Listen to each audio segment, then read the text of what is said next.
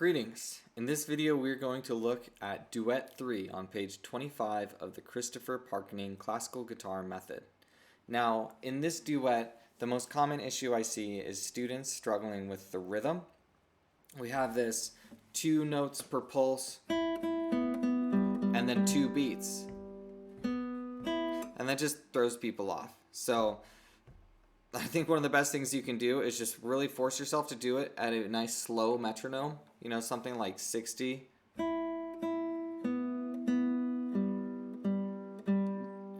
2, 3, 1, 2, 3, 1, 2. And even counting while you play it is a great way to help you kind of internalize where in the measure you are and how long your beats are and things like that. So that is something I would encourage you to try doing if you're struggling with keeping just a nice clear beat. The rest of it's pretty straightforward.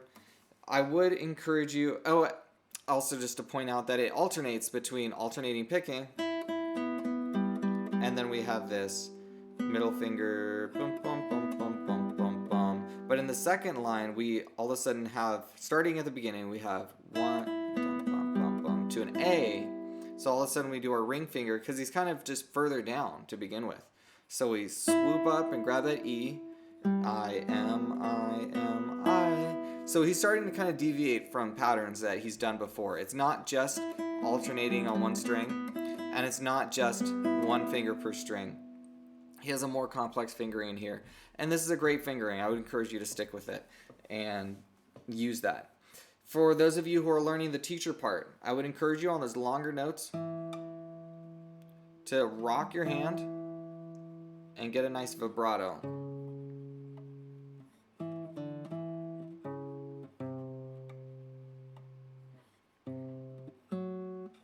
And then this one can be a little sneaky. The key to it is just let your index finger, what I'm going to do is measure 2 of the second line, so really measure 6. I'm going ring finger. I switched, so at first I do middle finger and I'd give a nice little vibrato. I'm going to scoot up while I don't have to worry about squeaking because I have a nice break in there to move.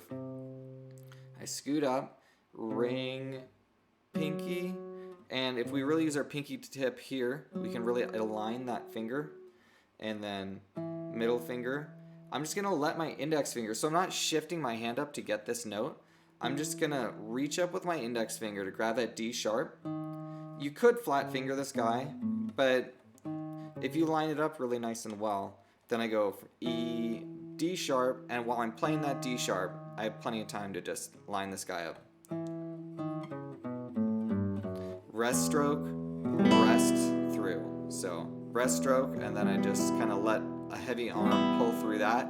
Get a really nice big sound when you get the weight of your hand behind that. You definitely want to emphasize that beat more than the chord. 1, 2, 3. So that's all I got for you. It's relatively simple, but it's a good one. So learn it, play it, master it, and move on. If you're having an easy time playing any duet, I encourage you to come back and try dressing it up even more. There's beyond what we've looked at with things like articulation and muting unused strings. We can also, and with the first part, I wouldn't worry too much about, controlling those strings. If I were to go, I could mute with my ring finger, which we're going to look at as we look at scale technique, but these notes in general, the way the piece is written, it's in these harmonies that just let these notes ring out, and it's fine. And we just want to really focus more on the attacks, in my opinion. You could play to where you're muting it and just having one melody note at a time. But if anything, this is more of a texture. It repeats this idea several times, while the bass line is really the melodic part. So think you have a melody. Let's say you're listening to a band and someone comes up with a saxophone and they're playing this melody while the band is just creating a lot of ambiance. There's a bass player and maybe there's a guitar player strumming out some chords. Well, in that case, the guitar player is playing chords and the saxophone is playing your melody. So this is kind of the situation where the student part is really kind of the background texture, while we have this melody.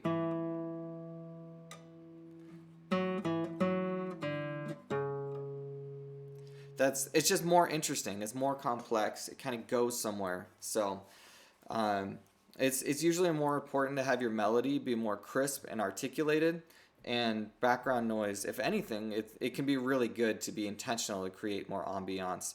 Although it really depends. You know, if you're doing a waltz, you might, you know, short, long.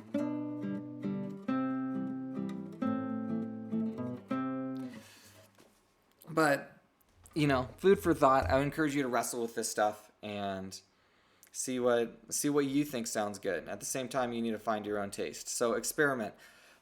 I was gonna say earlier that you can try getting gradually louder, getting gradually softer. You know, you could have that middle point, right? Gradually get louder to the middle point, gradually get softer after that. Or you could just gradually get louder over the whole piece, or maybe repeat the piece and then gradually get softer at the end, or the second half that is now beginning to end. So dynamics are a whole other thing that we could layer into a piece in order to really make it come alive. So this piece definitely has a sense of just growing intensity as it just moves down, moves down, moves down. And you could either let it get quieter and quieter and quieter, and it can sound like it's dying away into the low darkness. Or it could be like this dark, heavy arrival as it gets louder and louder and comes to this low point. So each is going to have a different effect. And I encourage you just to mess with it and see what comes out. Thank you very much for watching, and I hope this is helpful.